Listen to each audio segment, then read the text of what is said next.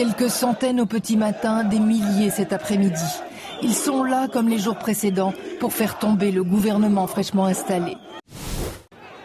Chacun veut le toucher, chacun veut lui parler. Au milieu de la foule comme une apparition, voilà le général Rachid Amar. L'homme qui a dit non à Ben Ali en refusant de tirer sur la foule, venir au milieu de ces manifestants pour leur demander de lever le siège, en leur promettant qu'il se portait garant de leur révolution. Vous et nous, l'armée, nous devons rester vigilants. C'est votre révolution, c'est aussi la nôtre. C'est la révolution des jeunes, mais il faut être prudent pour que d'autres ne la récupèrent pas.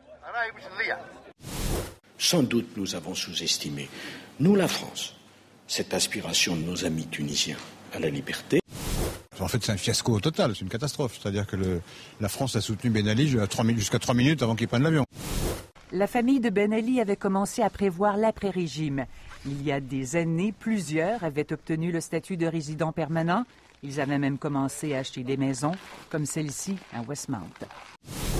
Des biens comme celui-ci, un pied-à-terre sous la tour Eiffel appartenant à un cousin. Là, nous sommes devant l'adresse haut de gamme de l'un des gendres de Ben Ali. Et ici, tout près de l'avenue Foch, c'est tout l'immeuble qui appartient à l'une des 4 filles de l'ex-dictateur.